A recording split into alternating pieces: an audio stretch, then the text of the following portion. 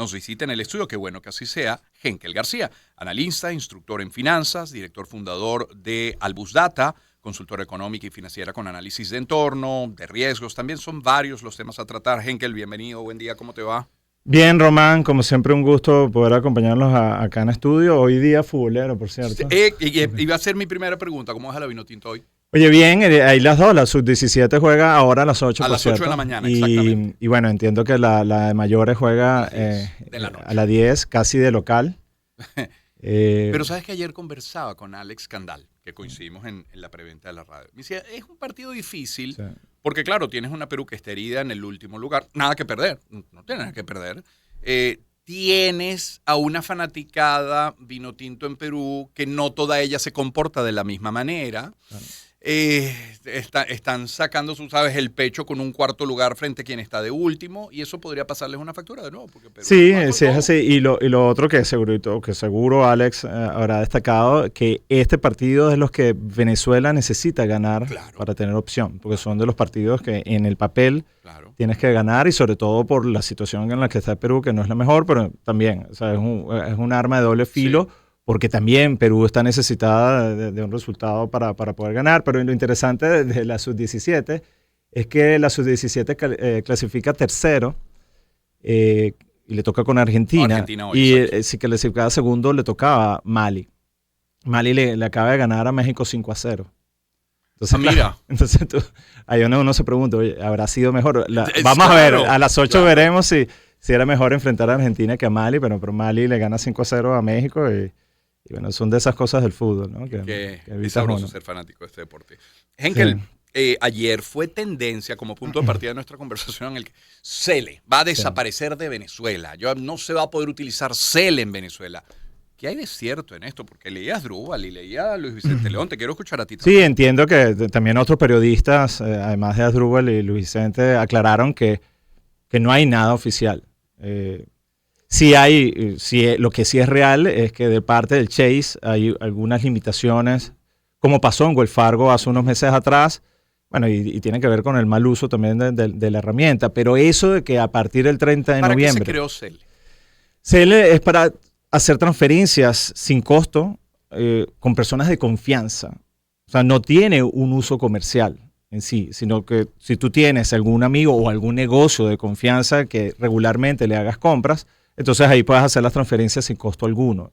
Entonces, claro, Luis Carlos, que fue uno de los periodistas que también asumió eso, es que cuando tienes un consumo masivo por esa vía y los bancos ser muy cuidadosos del seguimiento de esas transacciones, claro, tienes que dedicar muchos recursos, pagarles a personas que hagan el seguimiento. Entonces eso tiene un costo al banco. Entonces, claro, los bancos, si ven transacciones y empieza a haber un conjunto de transacciones que son dudosas, financieramente, a nivel de costo, le sale mejor, oye, no vamos a operar con determinado país. Y eso ha pasado por mucho tiempo. Y de seguro el volumen de las transacciones de Cele con Venezuela debe ser tremendo. Claro. También a veces se sobreestima porque se piensa que Cele tiene un porcentaje en el esquema de pagos alto y no es así. Okay. De hecho, la misma Econalítica hace un seguimiento sobre el sistema de pagos y a pesar del alto nivel de dolarización que tenemos, la mayor parte de los pagos en Venezuela todavía se hacen en bolívares, ¿no? Entonces, tiene un uso, sí, y sobre todo en determinados círculos le soluciona bastantes problemas a la gente a la hora de consumir, pero su peso en el global de transacciones en Venezuela sigue siendo relativamente bajo. ¿Se llega a una flexibilización o revisión de algunas de las sanciones que pesaban contra Venezuela? ¿Eso ha tenido en estas semanas algún impacto en la banca? No lo he visto y es muy temprano como para hacerlo. Uno pudiese suponer, y era una de las cosas que yo esperaba, es que esto del sobrecumplimiento se iba a aliviar. Porque, bueno, si tú ves al gobierno de Estados Unidos en otra tónica frente a Venezuela, de hecho, en lo financiero, le das luz verde al Banco Central y al Banco Venezuela para hacer operaciones, uno pudiese entender que ese sobrecumplimiento se iba a aliviar. Todavía es muy temprano. Pero bueno, lo del Chase con Cele y las operaciones en Venezuela como que están apuntando para otro lado.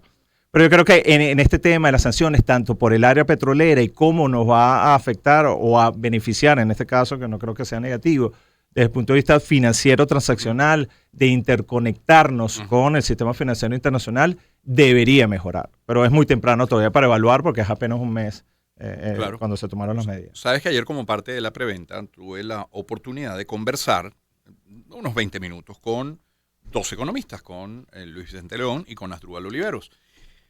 Y Luis Vicente decía, bueno, luego las flexibilizaciones y con este tema del overcompliance, deberíamos estar eufóricos, boyantes, viendo un impacto ya en nuestras finanzas, en nuestra economía. Y probablemente no lo estemos viendo porque hay mucho ruido político alrededor y todavía la gente está reticente. ¿Coincides? Bueno, más que ruido político, para mí, y esto es un tema que yo he hecho énfasis en muchas ocasiones y creo que contigo también, hay un tema institucional de normas, de credibilidad, que todavía tenemos mucho por trabajar allí. Seguridad jurídica, ¿no? que tiene que ver con la institucionalidad. Yo creo que va más por allí. Obviamente lo político le puede meter algo de ruido, porque estamos recientes a unas primarias y con los resultados que tuvieron, pero para mí lo de fondo, en el mediano y largo plazo, es institucionalidad. Ok, este mismo gobierno pudiese trabajar en ello, pero no hay señales claras. ¿Hay empresas que se van a animar? Sí, pero con un riesgo inmenso y asumiendo ese riesgo. Pero para el nivel de financiamiento e inversión que necesita Venezuela, allí tenemos que hacer cambios significativos en lo que es por ejemplo, y esto que le voy a preguntar a todos los que estamos aquí en cabina, ¿nosotros tenemos claridad de lo que va a pasar el año que viene? No lo tenemos. Entonces, cuando claridad de lo que va a pasar mañana? Nada. Entonces, claro, cuando nosotros nos hagamos esa pregunta, oye, nosotros tenemos algo de visión, algo de certeza de lo que va a pasar, no solamente dentro de un año, 2 o 3 años. Entonces allí es que hemos hecho el trabajo donde las normas de juego están claras y donde nos hemos ganado un nivel de certidumbre que abre las posibilidades para que venga esa inversión y financiamiento masivo. Ojo, en esto estoy involucrando también a las multilaterales, sí, que necesitan confianza en el gobierno de turno para poder empezar a actuar. ¿Por qué lo digo? Porque el deterioro de la infraestructura en Venezuela, de los servicios públicos, necesita financiamientos de decenas de miles de millones. Y eso nosotros, mientras viene la recuperación económica y específicamente la recuperación en la producción petrolera, no tenemos para generar eso, porque no solamente es producir para poder llevar a cabo esas inversiones en el área de infraestructura y servicios, sino también necesitamos para el mismo sector petrolero necesita grandes inversiones para elevar su producción. Entonces no tenemos los recursos necesarios, entonces nos tenemos que garantizar ese ambiente de confianza, tanto para que multilaterales, inversionistas extranjeros e inversionistas locales que tienen dinero afuera, se sientan con confianza y con seguridad de traer sus capitales a Venezuela. Allí es donde creo que es el trabajo de fondo que hay que hacer. Hay otros más, ¿no? Porque creo que esa institucionalidad también tiene que replantearse la relación Estado-ciudadano que hemos tenido hasta los momentos. Tiene que replantearse la discrecionalidad de los usos de recursos petroleros para salir de esta crisis que para mí es histórica y no solamente es económica, es política y social. Entonces hay que cambiar el juego y hay que cambiar nuestra mentalidad también y hay que plantearse nuevas cosas para hacer las cosas distintas y rescatar lo del pasado. Pero yo creo que del pasado hay cosas que rescatar, pero sin duda alguna, viendo la situación de Venezuela, hay muchas cosas que tenemos que cambiar. Está con nosotros en el estudio Henkel García, analista, instructor en finanzas. Henkel, ¿te gusta, te seduce, te llama la atención la propuesta de Milei nada más ganar? Ya ayer hablaba de privatizar, palabra tabú en tantos países. Privatizar todo lo que sea necesario que esté en manos del sector privado. ¿Cómo lo ves? Sí, va a ser interesante, ¿no? Hay un principio que se llama el de subsidiariedad que parte, o sea, o lo que ese principio dicta es que el Estado tiene que hacer todo lo que el sector privado no puede hacer de manera eficiente. Entonces, si Milei sigue ese principio, me parece que va en buen camino. Lo que pasa es que, claro, las ideas de Milei son, yo no diría radicales, pero son ideas un poco particulares, por decirlo de algún modo, y que él se va a encontrar, esto va a ser interesante. Primero, tiene la influencia, porque fue un acuerdo político de Patricia Bullrich y Macri, que están un poco más hacia el centro de lo que está él. y que él se va a dar cuenta que para gobernar tienes que irte también al centro, porque una cosa es lo que tú deseas, una cosa es lo que tienes en mente, y otra cosa es lo que tienes que implementar, que tiene que ver mucho con un juego de política muy duro.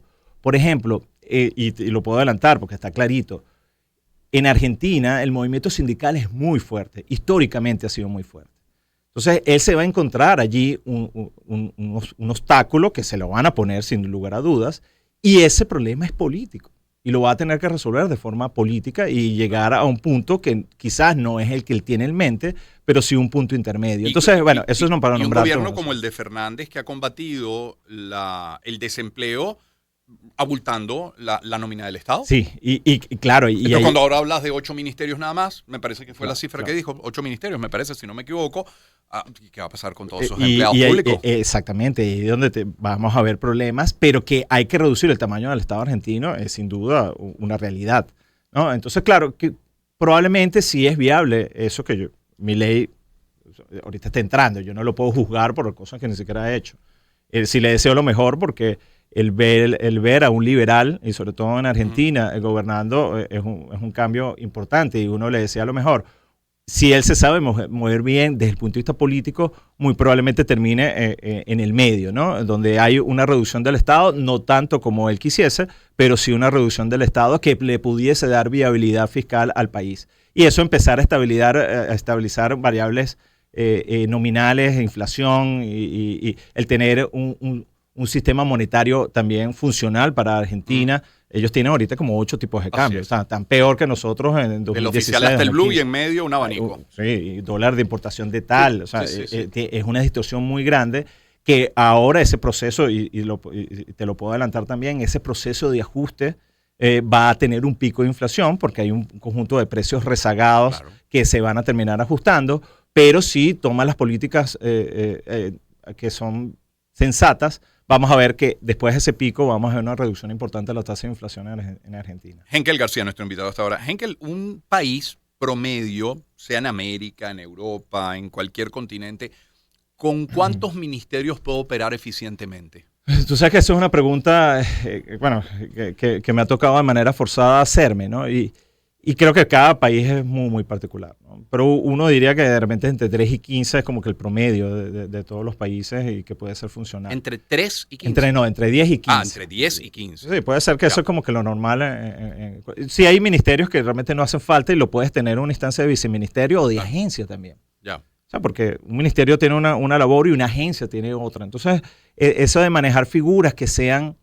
Porque aquí el asunto es la carga fiscal que te puede tener el funcionamiento de un ministerio que al final pudiese terminar siendo muy ineficiente.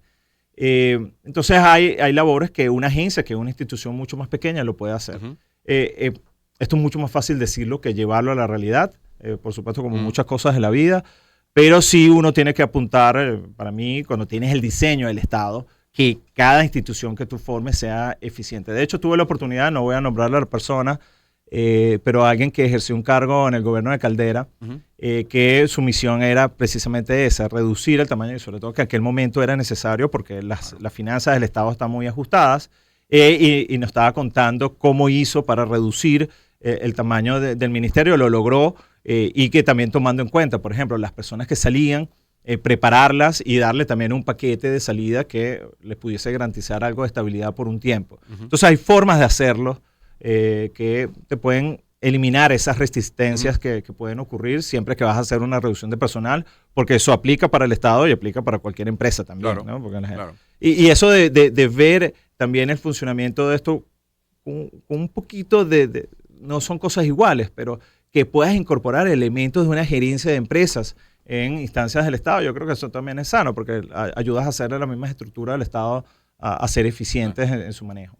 Henkel, en algún momento comentamos que formabas parte del equipo económico que asesora, que respalda a María Corina Machado, siendo que es la candidata triunfadora de esa primaria de octubre, e independientemente del tema de inhabilitación, que tiene que ver más con lo político, ¿están trabajando en el tema económico? Sí, por supuesto, y aquí lo digo aquí públicamente. Cuando nosotros tenemos un programa que ya salió público, de hecho lo pueden buscar, está en PDF una labor muy ardua de muchas personas que lo hicieron con solamente tener como objetivo tener una Venezuela próspera y una Venezuela que sea mejor de lo que tenemos, ¿no? Lo bonito de ese grupo es que realmente uno no ve ambición de otro tipo, sino querer lo mejor para Venezuela. Esta etapa es distinta, porque tienes que afinar un conjunto de puntos, porque una cosa es un programa que le ofrezcas a la gente para ganar unas primarias, y otra cosa es cuando le ofreces un programa que finalmente pudiese terminar ejecutándose y volviéndose a la realidad. Entiendo. Esa es la etapa que nos toca ahora, esa es la etapa en la que estamos trabajando, lo cual implica, y aquí a las personas que están escuchando se los digo abiertamente, los grupos se van a ampliar. Hay que empezar a traer especialistas en distintas áreas, porque creemos en eso, en que los especialistas y los mejores se dedican a cada área, y que también vamos a estar abiertos a recepción de propuestas de diferentes instancias, gremios o personas. Estamos trabajando en el sistema, estamos trabajando en la sistematización de recibir esas propuestas y poderlas revisar, porque al final creemos que todos los venezolanos tienen algo que aportar y que nosotros tenemos que estar abiertos a esas propuestas y bueno, y hacer un trabajo también de selección y de implementación o de plan de implementación una vez que eso se pueda ejecutar. Henkel, vamos como cerrando el círculo. Quiero volver al tema inicial, no porque era del fútbol, pero cuando empezamos a hablar de lo económico, que abríamos la puerta del CELE, yo creo que habría que hacer un reconocimiento a la banca en general de cómo se ha mantenido durante todo este tiempo y entre tanta adversidad, incluso en función de ofrecer la mayor cantidad posible, la mejor y mayor cantidad posible de beneficios a sus clientes. Bueno, se hizo muy popular el pago móvil en Venezuela. No sé cuánto hemos avanzado en el tema de las tarjetas de contacto, esas contactless, las tarjetas, la posibilidad que ofrece, por ejemplo, que es aliado de esta casa, Bancaribe, de abrir una cuenta desde el propio teléfono. Caramba, es ofrecer el máximo dentro de las limitaciones que tienen, ¿no? Sí, y tenía una data aquí interesante, porque el Banco Central de Venezuela, de la poca data que publica una data de estadística de pagos. Entonces estaba haciendo un histórico. Claro, aquí no son solamente transacciones comerciales, son transacciones de todo tipo, ¿no?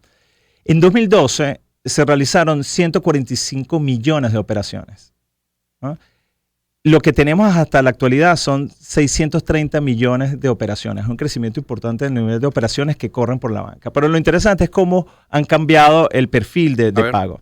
En cajero automático era 25%, transacciones oficinas, eso es en 2012. Oficina, 23% de las operaciones eran a través de oficina, 41% a través de puntos de venta y a través de la web 10%. Hace 11 años. Eso, sí, creo que, aquí anoté 2018, creo que 2018. Okay. ¿No? Después, en 2023, puntos de venta 51%. O sea, la mayoría de los pagos en Venezuela se hacen, sin lugar a dudas, se puede afirmar, en bolívares, en puntos de venta. En el local. En puntos de venta. Okay. Después, pago móvil, que no existía. No, esta estadística anterior fue de 2012, porque 2012. Pago móvil es el que empieza en 2018. Okay.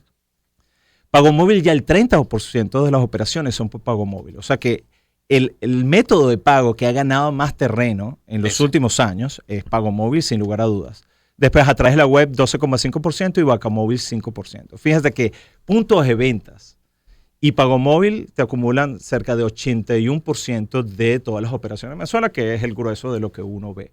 Y hay un esfuerzo, por supuesto, tremendo de la banca, y sobre todo de posicionar el pago móvil como un método de pago que es rápido y muy útil para las personas y muy probablemente está ganando cada vez más terreno, y también hay un esfuerzo tremendo en aumentar el número de puntos de venta.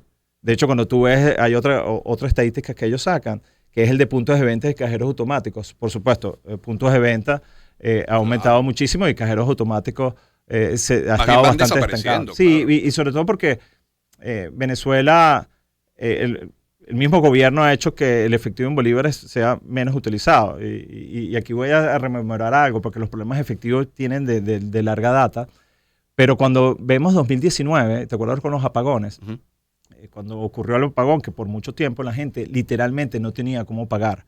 Porque si estamos viendo que los principales formas de pago necesitan conexión de alguna manera o necesitan electricidad.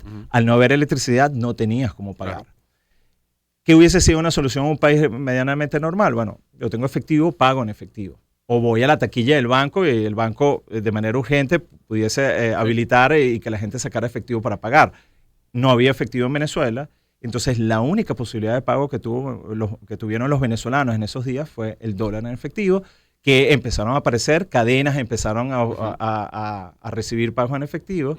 Y si podemos agarrar y detectar un punto de inflexión de la dolarización en Venezuela, fue precisamente ese, los apagones de 2019, y tiene que ver con una realidad que para mí no es sana, que es no tener efectivo en una economía. Claro. De hecho, hoy terminamos pagando en efectivo, pero no efectivo en bolívares, sino efectivo en dólares. Henkel, un último punto.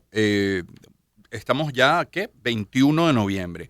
Son ya semanas de bonos y de aguinaldos y de prestaciones de utilidades, en fin.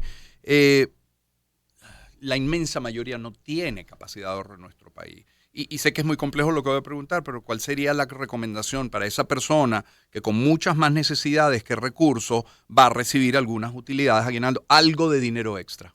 Sí, bueno, si yo le dijera a los venezolanos, bueno, ahorren algo, lo estaría mintiendo. Yo creo que aquí es, gasten, y sobre todo en estas fiestas, ¿no? En esta época, gasten en lo que ustedes crean que les va a proporcionar mayor felicidad. Si es una cena navideña, una buena cena navideña, eso es lo que tienen que gastar. Y yo creo que hay posibilidades también de conseguir mejores precios, hacer una labor de investigación y de búsqueda de buenos precios. Creo que eso también es útil, pero eso es gastar, y de hecho no aplica solamente para estas fiestas. Tú tienes que gastar en lo que te genera más felicidad, que generalmente no son cosas. Generalmente son experiencias. Por eso le decía lo de la cena. Claro. El que tengas una buena cena de Navidad y que puedas celebrar con los tuyos, eso va a quedar por mucho tiempo. Claro. Son de las cosas que no lo estoy diciendo yo, eso científicamente es más bien invertir en tiempo y gastar en eso que haga de ese tiempo algo memorable. Eso es así. Y este año la gente va a recibir menos porque lo que se paga de vacaciones aguinaldos es menor de lo que estaban recibiendo el año pasado, entonces tiene que ser mucho más cuidadosos con eso que se gasta, y es eso. Y bueno, y quizás un buen regalito, y sobre todo para los chamos que disfrutan mucho con los juguetes. Hay buenas opciones, hay mucha más variedad ahora. Sí, y eso es otra que también lo conversamos la semana pasada, que tuvimos un sonido de la vicepresidenta de la Cámara de los Juguetes. Gracias, Henkel, por tu visita. Seguro, Román, un gusto. Saludos. Un gustazo. Henkel García es analista, instructor en finanzas, director fundador de Albus Data, consultora económica, financiera, con análisis de entorno y de riesgo. Son las 7:34, le ponemos